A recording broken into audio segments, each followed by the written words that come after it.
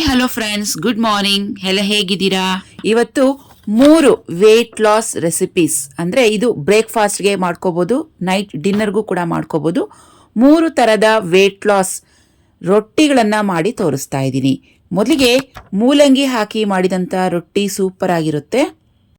ಮೂಲಂಗಿ ರೊಟ್ಟಿ ಮಾಡ್ಕೊಳ್ಳೋದಕ್ಕೆ ಮೂಲಂಗಿ ಸಿಪ್ಪೆ ಎಲ್ಲ ತೆಗೆದು ವಾಶ್ ಮಾಡಿ ಅದನ್ನು ತುರಿದು ಇಟ್ಕೊಳ್ಳೋಣ.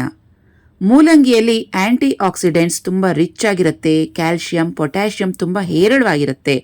ಹಾಗೆಯೇ ಬೆಳಗ್ಗೆ ಖಾಲಿ ಹೊಟ್ಟೆಯಲ್ಲಿ ಈ ಮೂಲಂಗಿ ಜ್ಯೂಸನ್ನು ಕುಡಿಯೋದ್ರಿಂದ ತುಂಬ ಹಲವಾರು ಹೆಲ್ತಿ ಬೆನಿಫಿಟ್ಸ್ ಸಿಗುತ್ತೆ ನಮಗೆ.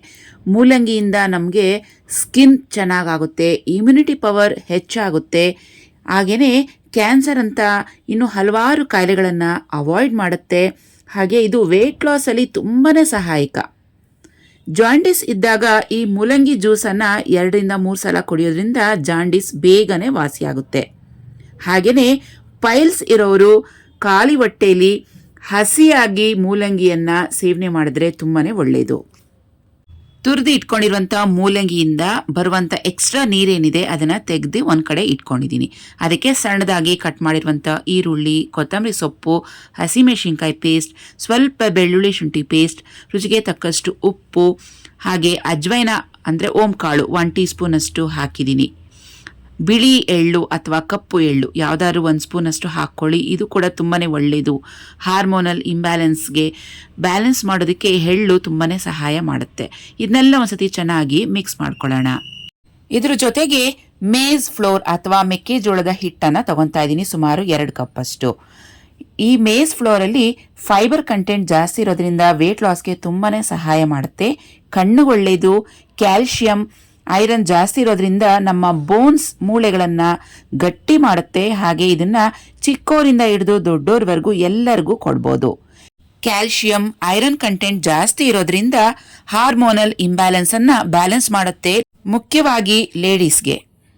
ಸುಮಾರು 2 ಕಪ್ಪಷ್ಟು ಮೆಕ್ಕೆಜೋಳದ ಹಿಟ್ಟನ್ನು ತಗೊಂಡಿದ್ದೀನಿ. ಇದನ್ನು ಒಂದ್ಸಲಿ ಚೆನ್ನಾಗಿ ಮಿಕ್ಸ್ ಮಾಡ್ಕೊಳ್ಳೋಣ. ನೀರಿನ ಅವಶ್ಯಕತೆ ಇದೆ ಎಂದಾಗ ನೀರನ್ನು ಹಾಕೋಬೇಡಿ.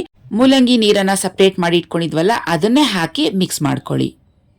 ಒಂದು ಚಿಕ್ಕ ಗಾತ್ರದಷ್ಟು ಹಿಟ್ಟನ್ನು ತಗೊಳ್ಳಿ. ತುಂಬ ದೊಡ್ಡದು ಬೇಡ, ತುಂಬ ಚಿಕ್ಕದು ಬೇಡ, ಮೀಡಿಯಮ್ ಆಗಿ 30 to 40 ಗ್ರಾಮ್ಸ್ ಅಷ್ಟು ಅಂದಾಜು. ನಾನು 30 to 40 ಅಂತ ಯಾಕೆ ಹೇಳಿದೆ ಅಂದರೆ, ನೀವು ತೂಕದ ಮಿಷಿನ್ ಇಟ್ಕೊಂಡು ತೂಕ ಹಾಕಬೇಡಿ, ಅಂದಾಜು ಅಪ್ರಾಕ್ಸಿಮೇಟ್ಲಿ ಹೇಳಿದ್ದೀನಿ. ಒಂದು ಚಿಕ್ಕ ಉಂಡೆನ ಒಂದು ತೇವ ಅಥವಾ ಒದ್ದೆ ಆಗಿರುವಂಥ ಬಟ್ಟೆ ಮೇಲೆ ಈ ರೀತಿಯಾಗಿ ತಟ್ಕೊಳ್ಳಿ. ರೊಟ್ಟಿ ತಟ್ಟೋವಾಗ ಎಣ್ಣೆ ಅವಶ್ಯಕತೆ ಇಲ್ಲ. ಕೈಯನ್ನು ತೇವ ಮಾಡಿಕೊಂಡು ಬಟ್ಟೆ ಮೇಲೆ ಹಾಕಿ ತಟ್ಕೊಳ್ಳಿ. ಅದನ್ನು ಪ್ಯಾನ್ ಮೇಲೆ ಹಾಕೊತಾ ಇದ್ದೀನಿ. 2 ಕಡೆ ಸಿಮ್ ಟು ಮೀಡಿಯಂ ಫ್ಲೇಮ್ನಲ್ಲಿ ಒಂದು ಅರ್ಧ ಟೀ ಸ್ಪೂನಷ್ಟು ಎಣ್ಣೆ ಹಾಕಿ ಚೆನ್ನಾಗಿ ರೋಸ್ಟ್ ಮಾಡ್ಕೊಳ್ಳೋಣ.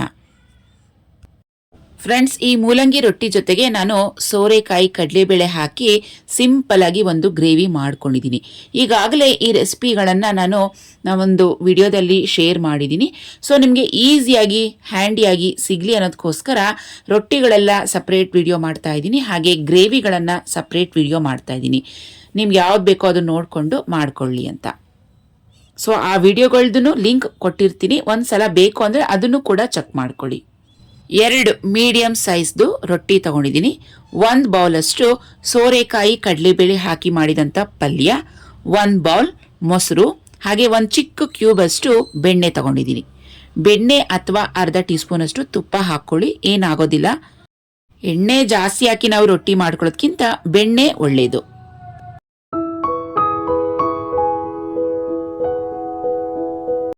ಎರಡನೇದು ಸಬ್ಸಿಗೆ ಸೊಪ್ಪಿನ ಅಕ್ಕಿ ರೊಟ್ಟಿ. ಸಬ್ಸಿಗೆ ಸೊಪ್ಪಲ್ಲಿ ತುಂಬ ಹೆಲ್ತಿ ಬೆನಿಫಿಟ್ಸ್ ಇದೆ. ಬ್ಲಡ್ ಶುಗರ್ ಲೆವೆಲ್ಸನ್ನು ಕಮ್ಮಿ ಮಾಡುತ್ತೆ. ಕ್ಯಾಲ್ಶಿಯಂ, ಐರನ್, ಫಾಸ್ಫರಸ್, ಮೆಗ್ನೀಷಿಯಂ ಹೆಚ್ಚಾಗಿರೋದ್ರಿಂದ ನಮ್ಮ ಮೂಳೆಗಳನ್ನು ಸ್ಟ್ರಾಂಗ್ ಮಾಡುತ್ತೆ. ವಿಟಮಿನ್ ಸಿ ಕೂಡ ಹೆಚ್ಚಾಗಿದೆ, ಇಮ್ಯುನಿಟಿ ಪವರನ್ನು ಹೆಚ್ಚು ಮಾಡುತ್ತೆ. ಆ್ಯಂಟಿ ಆಕ್ಸಿಡೆಂಟ್ಸ್ ರಿಚ್ ಆಗಿರೋದ್ರಿಂದ ನಮ್ಮ ಹಾರ್ಟ್ ಹೆಲ್ತ್ಗೆ ತುಂಬಾ ಒಳ್ಳೆಯದು. ಎಲ್ಲ ಥರ ಸೊಪ್ಪುಗಳು ಒಂದೊಂದು ದಿನ ಬಳಸೋದು ತುಂಬಾ ಒಳ್ಳೆಯದು. ಒಂದೊಂದು ಸೊಪ್ಪಲ್ಲೂ ತುಂಬ ಹೆಲ್ತಿ ಬೆನಿಫಿಟ್ಸ್ ಇದೆ. ಇವತ್ತು ಸಬ್ಸಿಗೆ ಸೊಪ್ಪನ್ನು ಬಳಸ್ಕೊತಾ ಇದ್ದೀನಿ. ಸಬ್ಸಿಗೆ ಸೊಪ್ಪನ್ನು ಸುಮಾರು 2ರಿಂದ 3 ಸಲ ಚೆನ್ನಾಗಿ ವಾಶ್ ಮಾಡ್ಕೋಬೇಕು. ಒಂದು ಸ್ಟ್ರೇನರ್ಗೆ ಹಾಕಿ ಎಕ್ಸ್ಟ್ರಾ ನೀರೇನಿದೆ ಅದೆಲ್ಲ ತೆಗೆದುಬಿಡಿ.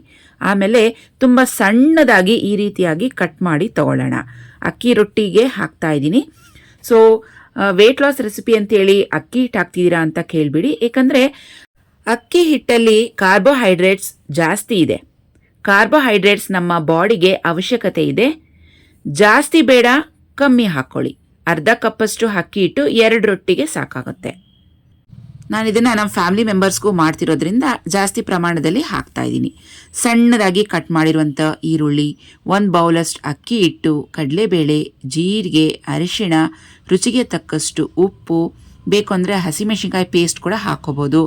ಸಣ್ಣದಾಗಿ ಕಟ್ ಮಾಡಿರುವಂಥ ಸಬ್ಸಿಗೆ ಸೊಪ್ಪು ಅಥವಾ ದಿಲ್ ಲೀವ್ಸ್ ಅಂತ ಹೇಳ್ತೀವಿ, ಇದನ್ನು ಕೂಡ ಹಾಕ್ಕೊಳ್ಳೋಣ. ಸೊಪ್ಪಿನಲ್ಲಿ ನೀರಿನಂಶ ಇರಬಾರ್ದು, ಏಕೆಂದರೆ ರೊಟ್ಟಿ ತಟ್ಟೋವಾಗ ಅರ್ಧೋಗುತ್ತೆ. ಸೊ ಇದೆಲ್ಲ ಒಂದ್ಸತಿ ಚೆನ್ನಾಗಿ ಮಿಕ್ಸ್ ಮಾಡ್ಕೊಳ್ಳೋಣ. ಬಿಸಿ ನೀರನ್ನು ಹಾಕಿ ಮಿಕ್ಸ್ ಮಾಡ್ಕೋಬೇಕು. ಸ್ವಲ್ಪನೇ ನೀರು ಹಾಕಿ ಮಿಕ್ಸ್ ಮಾಡ್ಕೊಳ್ಳಿ. ಹಾಗೆ ಈ ಸಬ್ಸಿಗೆ ಸೊಪ್ಪನ್ನು ಬಾಣಂತಿಯರಿಗೆ ಕೊಡೋದ್ರಿಂದ ಬ್ರೆಸ್ಟ್ ಮಿಲ್ಕ್ ಹೆಚ್ಚಾಗುತ್ತೆ. ಈ ರೀತಿ ಗಟ್ಟಿಯಾಗಿ ಮಿಕ್ಸ್ ಮಾಡ್ಕೋಬೇಕು. ತುಂಬ ಗಟ್ಟಿನೂ ಬೇಡ, ತುಂಬ ತೆಳುವಾಗೂ ಬೇಡ, ಮೀಡಿಯಮ್ ಆಗಿ ರೊಟ್ಟಿ ಅದಕ್ಕೆ ಮಾಡ್ಕೊಳ್ಳಿ. ನಾನು ಆಗಲೇ ತೋರಿಸಿದ್ನಲ್ಲ, ಒಂದು ತೇವ ಬಟ್ಟೆ ಮೇಲೆ ಹಾಕಿ ತಟ್ಕೊಳ್ಳಿ, ಇಲ್ಲ ಅಂದರೆ ಒಂದು ಈ ಥರ ಪ್ಲಾಸ್ಟಿಕ್ ಶೀಟ್ ಮೇಲೆ ತಟ್ಕೊಳ್ಳಿ. ನಿಮಗೆ ಯಾವುದು ಸುಲಭನೋ ಆ ರೀತಿ ಮಾಡ್ಕೊಳ್ಳಿ. ಇಲ್ಲ ಅಂದರೆ ಡೈರೆಕ್ಟಾಗಿ ಪ್ಯಾನ್ ಮೇಲೆ ತಟ್ಬಿಟ್ಟು ಆ ಪ್ಯಾನ ತೊಗೊಂಡೋಗಿ ಸ್ಟವ್ ಮೇಲೆ ಇಟ್ಬಿಡಿ. ನಿಮ್ಗೆ ಯಾವುದು ಸುಲಭನೋ ಆ ಥರ ಮಾಡ್ಕೊಳ್ಳಿ. ನಾನು 3 ಥರ ನಿಮಗೆ ರೊಟ್ಟಿ ಮಾಡೋದನ್ನ ತೋರಿಸ್ಕೊಟ್ಟಿದ್ದೀನಿ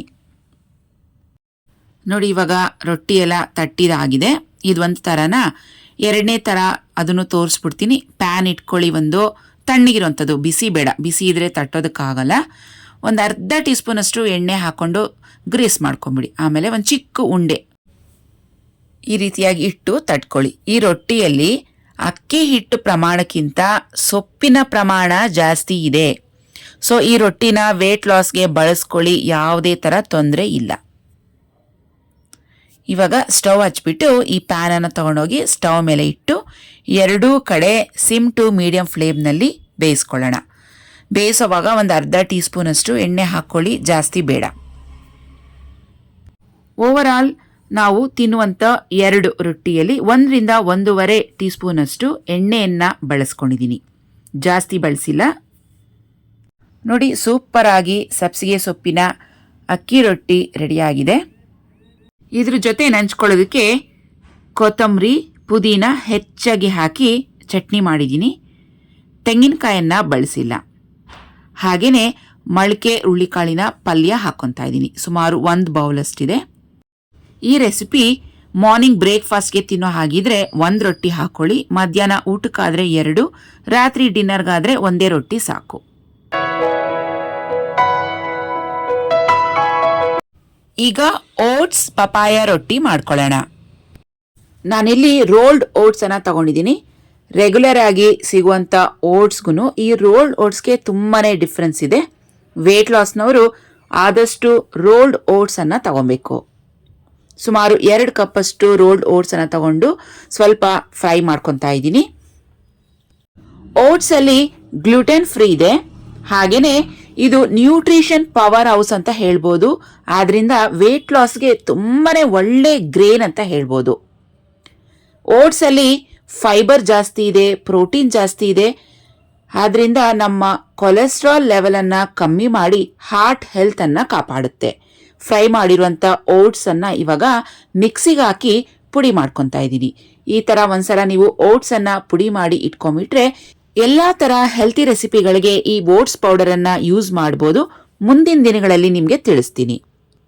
ಈ ರೊಟ್ಟಿಗೆ ಇವತ್ತು ರಾ ಪಪಾಯ ಕಾಯನ್ನು ಬಳಸ್ಕೊತಾ ಇದ್ದೀನಿ. ಪಪಾಯ ಕಾಯಲ್ಲಿ ಡೈಟ್ರಿ ಫೈಬರ್ ಹೆಚ್ಚಾಗಿರುತ್ತೆ, ಬಿ ಕಾಂಪ್ಲೆಕ್ಸ್ ಜಾಸ್ತಿ ಇರುತ್ತೆ, ಇಮ್ಯುನಿಟಿ ಪವರನ್ನು ಬೂಸ್ಟ್ ಮಾಡುತ್ತೆ, ಆಂಟಿ ಆಕ್ಸಿಡೆಂಟ್ಸ್ ಜಾಸ್ತಿ ಇರೋದ್ರಿಂದ ಇದು ನಮ್ಮ ಸ್ಕಿನ್ ಹೆಲ್ತನ್ನು ಕಾಪಾಡುತ್ತೆ. ಆದ್ರಿಂದನೇ ನಾವು ಫೇಸ್ ಕ್ರೀಮ್ಗೆ ಹೆಚ್ಚಾಗಿ ಪಪಾಯ ಬಳಸಿರೋದನ್ನ ನೋಡ್ತೀವಿ ಅಲ್ವಾ. ಪಪಾಯ ಫೇಶಿಯಲ್ ಅಂತೆ, ಪಪಾಯ ಕ್ರೀಮ್ ಅಂತೆ, ಪಪಾಯ ಸೋಪ್ ಕೂಡ ಬಂದಿದೆ. ಆದ್ರಿಂದ ಪಪಾಯ ನಮ್ಮ ಸ್ಕಿನ್ಗೆ ತುಂಬಾ ಒಳ್ಳೆಯದು. ಇದರಲ್ಲಿ ಆಂಟಿ ಗ್ಲೂಟೆನ್ ಫ್ರೀ ಇರುತ್ತೆ, ಡೈಜೆಷನ್ ಇಂಪ್ರೂವ್ ಮಾಡಿ ಕಾನ್ಸ್ಟಿಪೇಷನ್ ಪ್ರಾಬ್ಲಮನ್ನು ದೂರ ಮಾಡುತ್ತೆ. ಹಾಗೆಯೇ ಲೇಡೀಸಲ್ಲಿ ಮಂತ್ಲಿ ಸೈಕಲ್ ಕರೆಕ್ಟಾಗಿ ಬರೋದಕ್ಕೆ ಹೆಲ್ಪ್ ಮಾಡುತ್ತೆ. ಪಪಾಯ ಕಾಯಿ ಪ್ರೆಗ್ನೆಂಟ್ಸ್ಗೆ ಅವಾಯ್ಡ್ ಮಾಡೋದು ತುಂಬಾ ಒಳ್ಳೆಯದು.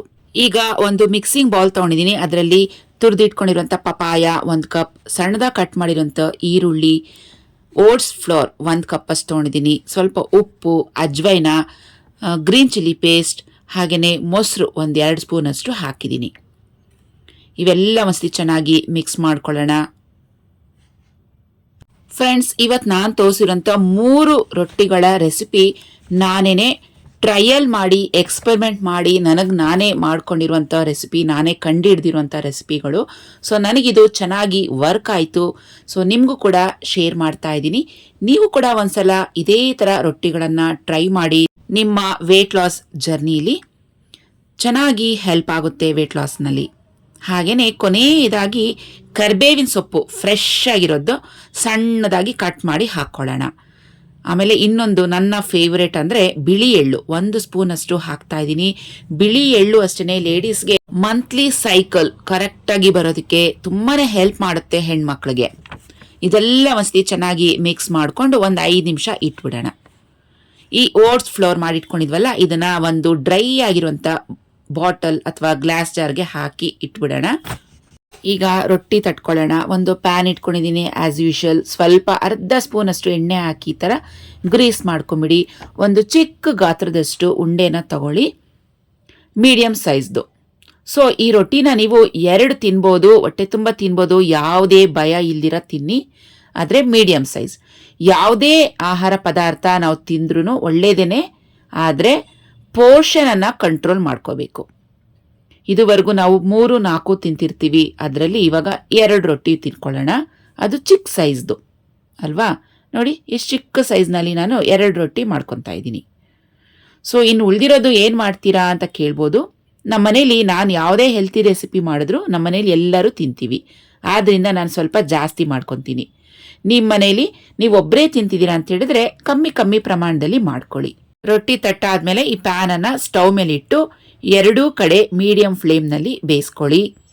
ಇದ್ರ ಜೊತೆಗೆ ನಾನು ಮಿಕ್ಸ್ಡ್ ದಾಲನ್ನು ಮಾಡ್ಕೊಂಡಿದ್ದೀನಿ. 1 ಕಪ್ಪಷ್ಟು ಕರ್ಡ್ ಇಟ್ಕೊಂಡಿದ್ದೀನಿ. ಹಾಗೆಯೇ 2 ರೊಟ್ಟಿಯನ್ನು ಇಟ್ಕೊತೀನಿ. ನಿಮಗೆ ಬೇಕು ಅನಿಸಿದ್ರೆ ತುಪ್ಪ 1/2 ಸ್ಪೂನ್ ಅಥವಾ ಬೆಣ್ಣೆ ಚಿಕ್ಕ ಕ್ಯೂಬಷ್ಟು ಇಟ್ಕೊಳ್ಳಿ. ನಾನಂತೂ ಪ್ರತಿದಿನ ತುಪ್ಪ ಅಥವಾ ಬೆಣ್ಣೆ ತಿನ್ನೋದನ್ನ ಇವತ್ತಿಗೂ ಬಿಟ್ಟಿಲ್ಲ, ನನಗೆ ರೂಢಿ ಆಗಿಬಿಟ್ಟಿದೆ. ಸೊ ನಿಮಗೆ ಬೇಡ ಅಂದರೆ ಸ್ಕಿಪ್ ಮಾಡ್ಕೊಳ್ಳಿ, ಪರವಾಗಿಲ್ಲ. ಓಕೆನಾ? ನೋಡಿ, ನಮ್ಮ ಹೆಲ್ತಿ ಓಟ್ಸ್ ಪಪಾಯ ರೊಟ್ಟಿ ಖುಷಿಯಾಗಿ ಹೊಟ್ಟೆ ತುಂಬ ತಿನ್ನಿ. ನಿಮ್ಮ ವೇಟ್ ಲಾಸ್ ರೆಸಿಪೀಸ್ ರೆಡಿ ಆಗಿದೆ ನೋಡಿ. ಈ ರೊಟ್ಟಿ ಎಷ್ಟು ಸಾಫ್ಟಾಗಿ ಬಂದಿದೆ, ಮುರಿದು ಕೂಡ ತೋರಿಸ್ತೀನಿ ನೋಡಿ. ಮಿಕ್ಸ್ ದಾಲ್ ಜೊತೆಗೆ ತುಂಬಾ ಚೆನ್ನಾಗಿತ್ತು. ಈ ಮಿಕ್ಸ್ ದಾಲ್ ಈಗಾಗಲೇ ನಾನು ರೆಸಿಪಿ ಹಾಕಿದ್ದೀನಿ. ಬೇಕು ಅಂದರೆ ವಿಡಿಯೋ ಲಿಂಕ್ ಕೊಡ್ತೀನಿ. ಇಲ್ಲ ಅಂದರೆ ಸಪ್ರೇಟಾಗಿ ಮತ್ತೆ ಈ 3 ಪಲ್ಯಗಳ ವಿಡಿಯೋ, ಒಂದು ಸಪ್ರೇಟ್ ವಿಡಿಯೋ ಬೇಕು ಅಂತ ಹೇಳಿದ್ರೆ ನೀವು ನನಗೆ ಕಮೆಂಟ್ ಸೆಕ್ಷನಲ್ಲಿ ಕಮೆಂಟ್ ಮಾಡಿ ತಿಳಿಸಿ. ಇವತ್ತು ಹೇಗೆ ನಿಮಗೆ ಬರೀ ರೊಟ್ಟಿಗಳದ್ದು ವಿಡಿಯೋ ಮಾಡಿ ತೋರಿಸಿದ್ದೀನೋ ಅದೇ ಥರನೇ ಇದ್ರ ಕಾಂಬಿನೇಷನ್ ಪಲ್ಯಗಳದ್ದು ವಿಡಿಯೋ ಸಪ್ರೇಟ್ ಮಾಡಿ ನಿಮಗೆ ಹಾಕ್ತೀನಿ. ಸೊ ನಿಮಗೆ ಈಸಿಯಾಗಿ ಹ್ಯಾಂಡಿ ಆಗಿರಲಿ ಅನ್ನೋದಕ್ಕೋಸ್ಕರ ನಾನು ಈ ಪ್ರಯತ್ನ ಮಾಡಿದ್ದೀನಿ. ಸೊ ಫ್ರೆಂಡ್ಸ್, ಇವತ್ತಿನ ಈ ನನ್ನ 3 ವೇಟ್ ಲಾಸ್ ರೊಟ್ಟಿಗಳ ರೆಸಿಪಿ ನಿಮಗೆ ಇಷ್ಟ ಆಗಿದ್ರೆ ದಯವಿಟ್ಟು ವಿಡಿಯೋಗೆ ಲೈಕ್ ಮಾಡಿ, ನಿಮ್ಮ ಫ್ರೆಂಡ್ಸ್ ಜೊತೆಗೆ ಶೇರ್ ಮಾಡ್ಕೊಳ್ಳಿ, ಮತ್ತು ನಮ್ಮ ಚಾನಲನ್ನು ಸಬ್ಸ್ಕ್ರೈಬ್ ಮಾಡ್ಕೊಳ್ಳೋದನ್ನ ಮರಿಬೇಡಿ. ಮತ್ತೆ ಭೇಟಿ ಆಗೋಣ ಇನ್ನೊಂದು ವಿಡಿಯೋದಲ್ಲಿ. ಅಲ್ಲಿವರೆಗೂ take care and bye bye friends.